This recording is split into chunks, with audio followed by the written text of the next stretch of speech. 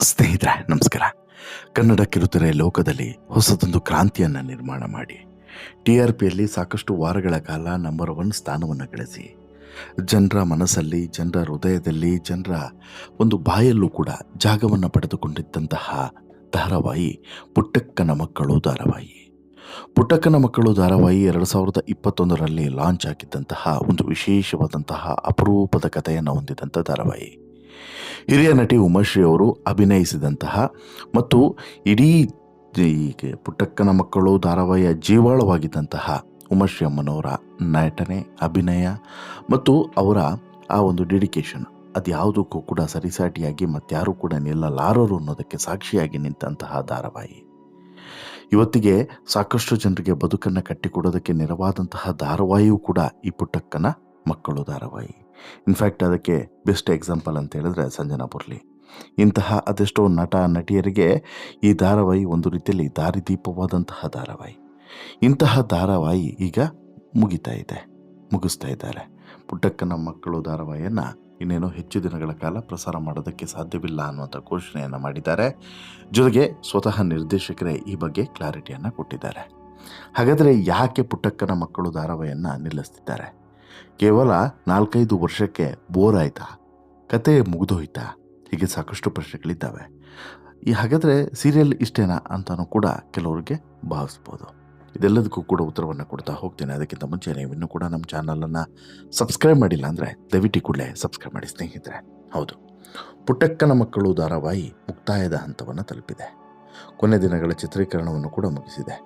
ಸತತ 4 ವರ್ಷಗಳ ಕಾಲ ಪ್ರಸಾರವನ್ನು ಕಂಡಂತಹ ಧಾರಾವಾಹಿ ಇನ್ನು ಕೆಲವೇ ದಿನಗಳು ಬರಲಿದೆ ನಿಮ್ಮ ಎದುರುಗಡೆ.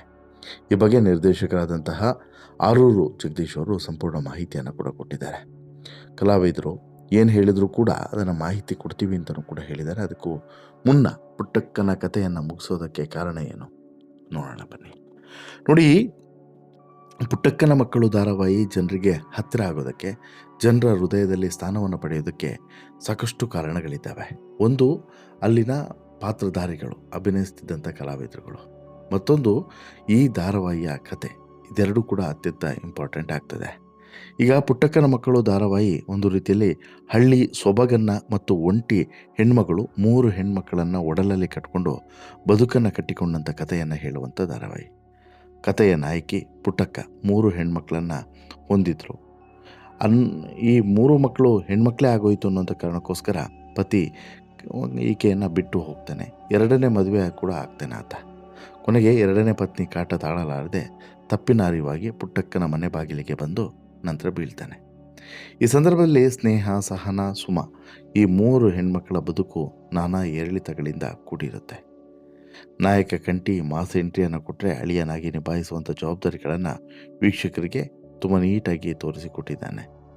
ಇದನ್ನು ಹೊರತುಪಡಿಸಿದ್ರೆ ಕೊನೆಯ ಸಂಚಿಕೆಯಲ್ಲಿ ಕಂಠಿ ಪಾತ್ರ ಮಾಡ್ತಿರುವಂಥ ನಾಯಕ ಧನುಷು ಕೊನೆ ದಿನಗಳ ಶೂಟಿಂಗ್ನ ವಿಡಿಯೋವನ್ನು ಹಂಚಿಕೊಂಡಿದ್ದು,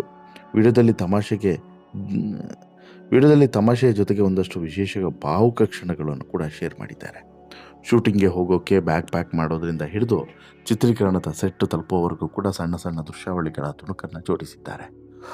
ಕೊನೆಯ ಬಾರಿಗೆ ಕಂಠಿ ಹಾಕ್ತಾ ಇದ್ದಂಥ ಬಟ್ಟೆಯನ್ನು ತೊಟ್ಟಿದ್ದು, ಸ್ಕ್ರಿಪ್ಟು ಜೊತೆಗೆ ಕೊನೆಯ ಬಾರಿ ಪುಟ್ಟಕ್ಕನ ಸೆಟ್ನಲ್ಲಿ ಬಣ್ಣ ಹಚ್ಚಿದ್ದು, ಭಾರವಾದ ಮನಸ್ಸಿನಲ್ಲಿ ಕನ್ನಡಿ ಹಿಡಿದಂತೆ ಕಾಣಿಸ್ತಿದೆ. ವಿಡಿಯೋದ ಕೊನೆಯಲ್ಲಿ ತಾಯಿ ಸಮಾಧಿ ಮುಂದೆ ಕಂಠಿ ಅವ್ವ ಅಂತ ಹೇಳ್ಬಿಟ್ಟು ತಲೆ ತಗ್ಗಿಸ್ಕೊಂಡು ಕೂತಿರ್ತಾನೆ. ಆಗ ಸೆಟ್ನ ಹುಡುಗರು ಬಂದು, ಇನ್ನೆಲ್ಲಿ ಅವ್ವ ಕಲರ್ಸ್ ಕನ್ನಡಕ್ಕೆ ಹೋಗಾಯಿತು ಅಂತಾನೆ. ತಮಾಷೆಯ ಪ್ರಸಂಗ ಇದಾಗಿದ್ರೂ ಕೂಡ ಅರ್ಥ ಬಂಗಾರಮ್ಮ ಪಾತ್ರ ಮಾಡ್ತಿದ್ದಂತಹ ಮಂಜು ಭಾಷಿಣಿ ಬಿಗ್ ಬಾಸ್ಗೆ ಹೋಗಿದ್ದನ್ನು ಇಲ್ಲಿ ಹೇಳಲಾಗಿತ್ತು. ಇನ್ನು ಕ್ಯಾಪ್ಷನ್ನಲ್ಲಿ ಕೊನೆಯ ದಿನ ಶೂಟಿಂಗು, ಕೊನೆಯ ಬಾರಿ ಕಂಠಿ ಪಾತ್ರದಲ್ಲಿ ಕಾಣಿಸಿಕೊಳ್ಳುತ್ತಿದ್ದೇನೆ, ನಿಮ್ಮ ಪ್ರೀತಿಗೆ ಧನ್ಯವಾದಗಳು. ನಾನು ಈ ಧಾರಾವಾಹಿಯನ್ನು ಸಿನಿಮಾ ಕಡೆಗೆ ಹೆಜ್ಜೆ ಇಡೋದಕ್ಕೆ ದಾರಿ ಮಾಡಿಕೊಟ್ಟಿದೆ. ಆದರೆ ನೀವುಗಳು ನನಗೆ ಅಪಾರವಾದಂಥ ಪ್ರೀತಿಯನ್ನು ಕೊಡೋದ್ರ ಮೂಲಕ ದೊಡ್ಡ ಮಟ್ಟದಲ್ಲಿ ಕೊಂಡೊಯ್ದಿದ್ದೀರಿ, ಥ್ಯಾಂಕ್ ಯು ಅಂತಲೂ ಕೂಡ ಬರ್ಕೊಂಡಿದ್ದಾರೆ.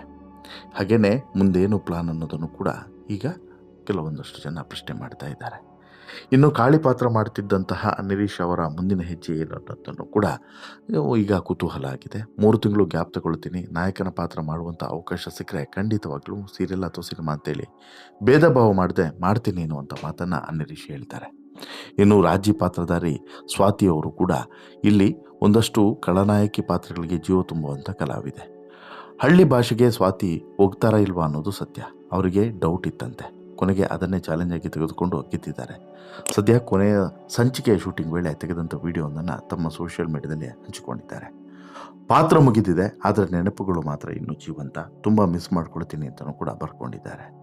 ಇನ್ನು ಅಶ್ವಿನಿ ನಕ್ಷತ್ರ, ಜೋಡಿ ಅಕ್ಕಿ, ಗುಪ್ತಗಾಮಿನಿ, ಶುಭ ವಿವಾಹ, ಜೊತೆಯಲ್ಲಿ ಭೂಮಿಗೆ ಬಂದಂತಹ ಭಗವಂತ, ಹೀಗೆ ಸಾಕಷ್ಟು ಧಾರಾವಾಹಿಗಳನ್ನು ಕನ್ನಡ ಕಿರುತೆರೆಗೆ ಕೊಡುಗೆಯಾಗಿ ಕೊಟ್ಟಂಥ ನಿರ್ದೇಶಕರಾದಂಥ ಆರೂರು ಜಗದೀಶು, ಪುಟ್ಟಕ್ಕನ ಮಕ್ಕಳು ಸೇರಿದಂತೆ ಇವರ ಗರಡಿಯಲ್ಲಿ ಬಂದಿರುವಂಥ ಧಾರಾವಾಹಿಗಳು ಸೂಪರ್ ಹಿಟ್ ಆಗಿದ್ದಾವೆ. ಪುಟ್ಟಕ್ಕನ ಮಕ್ಕಳು ಮುಕ್ತಾಯದ ಕುರಿತು ಮಾತನಾಡೋಕ್ಕೆ ಇವರನ್ನು ಸಂಪರ್ಕಿಸಿದಾಗ ಇವರು ಕೂಡ ಇದೇ ಮಾತನ್ನು ಹೇಳ್ತಾರೆ. ಇದೇ ಫೆಬ್ರವರಿ ಕೊನೆಯ ವಾರದವರೆಗೂ ಕೂಡ ಪುಟ್ಟಕ್ಕನ ಮಕ್ಕಳು ಪ್ರಸಾರ ಆಗ್ತದೆ. ಮುಂದೆ ಏನು ಅನ್ನುವಂತಹ ಮರು ಪ್ರಶ್ನೆಗೆ ಅವರ ಉತ್ತರ, ಮುಂದಿನ ಹೆಜ್ಜೆ ಕಲರ್ಸ್ ಕನ್ನಡದತ್ತ. ಹೊಸ ಧಾರಾವಾಹಿಯ ಕುರಿತು ಚರ್ಚೆ ನಡೀತಾ ಇದೆ.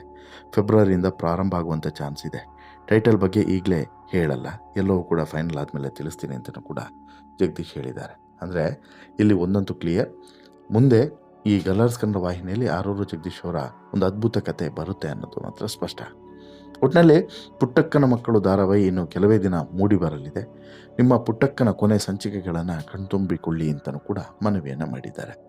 ಹಾಗಾದರೆ ಪುಟ್ಟಕ್ಕನ ಮಕ್ಕಳು ಧಾರಾವಾಹಿಯನ್ನು ಈಗ ಮುಗಿಸ್ತಿರೋದು ಯಾಕೆ ಅಂತ ಹೇಳಿ ಕೇಳಿದ್ರೆ, ಒಂದು ಯಾವುದೇ ಒಂದು ಧಾರಾವಾಹಿ ತೀರಾ 4-5 ವರ್ಷಗಳನ್ನು ಎಳಿತಾ ಹೋದರೆ ಅಲ್ಲಿ ಆ ಕಥೆಯ ಸ್ವಾದ, ಆಮೇಲೆ ಆ ಕುತೂಹಲಗಳು ಸತ್ತೋಗ್ತಾ ಹೋಗ್ತದೆ. ದಿನದಿಂದ ದಿನಕ್ಕೆ ಕುತೂಹಲಗಳು ಕಡಿಮೆ ಆಗ್ತದೆ. ಈಗ ಪುಟ್ಟಕ್ಕನ ಮಕ್ಕಳು ಧಾರಾವಾಹಿಯಲ್ಲಿ ಆಗಿದ್ದು ಕೂಡ ಹಾಗೆ. TRP ಕಡಿಮೆ ಆಗ್ತಾನೆ ಹೋಗ್ತಾ ಇದೆ. ಕಾಂಪಿಟೇಷನ್ ಹೆಚ್ಚಾಗ್ತದೆ.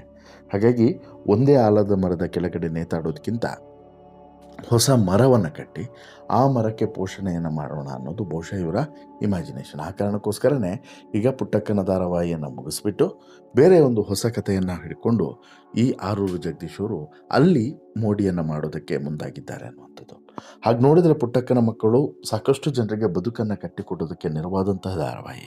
ಅದೆಷ್ಟೋ ನಟ ನಟಿಯರಿಗೆ ಮತ್ತು ಉಳಿದಂಥ ಕಲಾವಿದರಿಗೂ ಕೂಡ ಅವಕಾಶವನ್ನು ಮಾಡಿಕೊಟ್ಟಂತಹ ಧಾರಾವಾಹಿ. ಈ ಧಾರಾವಾಹಿಯ ಮೂಲಕ ಅದೆಷ್ಟೋ ಜನರ ಬದುಕು ಕೂಡ ಬದಲಾಗಿದೆ.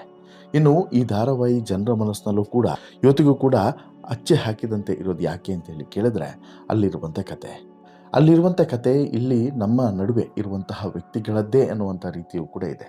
ನಮ್ಮ ಸಮಾಜದಲ್ಲಿ ಇದೇ ರೀತಿ ಅದೆಷ್ಟೋ ವ್ಯಕ್ತಿಗಳಿದ್ದಾರೆ. ನಮ್ಮ ಸಮಾಜದಲ್ಲಿ ಅದೆಷ್ಟೋ ವ್ಯಕ್ತಿಗಳಿಗೆ ಇದೇ ರೀತಿಯಾದಂಥ ಸಮಸ್ಯೆಗಳಿದ್ದಾವೆ. ಇನ್ಫ್ಯಾಕ್ಟು ನೀವು ಉಮಾಶ್ರೀ ಅಮ್ಮನವರ ನಿಜ ಜೀವನದಲ್ಲೂ ಕೂಡ ಇಂತಹದ್ದೇ ಸಮಸ್ಯೆಗಳನ್ನು ಅವರು ಎದುರಿಸಿದ್ರು ಅನ್ನೋದು ಕೂಡ ನಂತರ ಗೊತ್ತಾಗಿತ್ತು. ಹೀಗೆ ನಮ್ಮ ಬದುಕಲ್ಲಿ ನಡಿಬಹುದಾದಂಥ ಅಥವಾ ಮುಂದೆ ಬರಬಹುದಾದಂಥ ಸವಾಲುಗಳನ್ನೇ ಅಥವಾ ನಮ್ಮ ಸುತ್ತಮುತ್ತ ನಡೆಯುವಂಥ ಕಥೆಗಳನ್ನೇ ಧಾರಾವಾಹಿಯಲ್ಲಿ ತೋರಿಸುವಂಥದ್ದು. ಹಾಗಾಗಿ ಇದು ಜನರಿಗೆ ಆದಷ್ಟು ಹತ್ತಿರ ಆಗ್ತದೆ, ಜೊತೆಗೆ ಒಂದು ಮೆಸೇಜನ್ನು ಕೂಡ ಕೊಡ್ತದೆ. ಬಟ್ ಸದ್ಯಕ್ಕೆ ಈ ಪುಟ್ಟಕ್ಕನ ಮಕ್ಕಳು ಧಾರಾವಾಹಿ ಮುಗಿತಾ ಇದೆ. ಇನ್ನು ಮುಂದೆ ಬರುವಂಥ ಧಾರಾವಾಹಿ ಯಾವುದು, ಆ ಪುಟ್ಟಕ್ಕನ ಮಕ್ಕಳು ಸ್ಥಾನವನ್ನು ತುಂಬುವಂಥ ಧಾರಾವಾಹಿ ಮತ್ತೊಂದು ಬರುತ್ತಾ, ಹೀಗೆ ಸಾಕಷ್ಟು ಪ್ರಶ್ನೆಗಳು, ಕುತೂಹಲಗಳಿದ್ದಾವೆ. ಅವೆಲ್ಲದಕ್ಕೂ ಕೂಡ ಬಹುಶಃ ಮುಂದಿನ ದಿನಗಳೇ ಉತ್ತರ ಸಿಗಲಿದೆ. ಹಾಗೆಯೇ ಆರೂರು ಜಗದೀಶ್ ಅವರ ಮುಂದಿನ ಪ್ರಾಜೆಕ್ಟ್ ಬಗ್ಗೆಯೂ ಕೂಡ ಈಗ ಸುಳಿವನ್ನು ಕೊಟ್ಟಿದ್ದು, ಅದು ಯಾವುದು ಅನ್ನೋಂಥ ಕುತೂಹಲವೂ ಕೂಡ ಇದೆ. ಜೊತೆಗೆ ನೀವು ಪುಟ್ಟಕ್ಕನ ಮಕ್ಕಳು ಧಾರಾವಾಹಿಯನ್ನು ನಿತ್ಯವೂ ಕೂಡ ನೋಡ್ತಾ ಇದ್ದರೆ, ನಿಮಗೆ ಪುಟ್ಟಕ್ಕನ ಧಾರಾವಾಹಿಯಲ್ಲಿ ಇಷ್ಟವಾದಂಥ ಪಾತ್ರ ಯಾವುದು, ಅಂಶ ಯಾವುದು, ಜೊತೆಗೆ ನೀವು ಪುಟ್ಟಕ್ಕನ ಧಾರಾವಾಹಿಯನ್ನು ಮಿಸ್ ಮಾಡ್ಕೊಳ್ತೀರಾ ಅನ್ನೋದನ್ನು ಕೂಡ ಕಮೆಂಟ್ ಮಾಡಿ ತಿಳಿಸಿ. ಜೊತೆಗೆ ಇಷ್ಟ ಆಯಿತು ಅಂತ ಹೇಳಿದ್ರೆ ಲೈಕ್ ಮಾಡಿ, ಶೇರ್ ಮಾಡಿ, ಚಾನಲ್ಗೆ ಸಬ್ಸ್ಕ್ರೈಬ್ ಆಗೋದನ್ನು ಮರಿಬೇಡಿ. ಧನ್ಯವಾದ.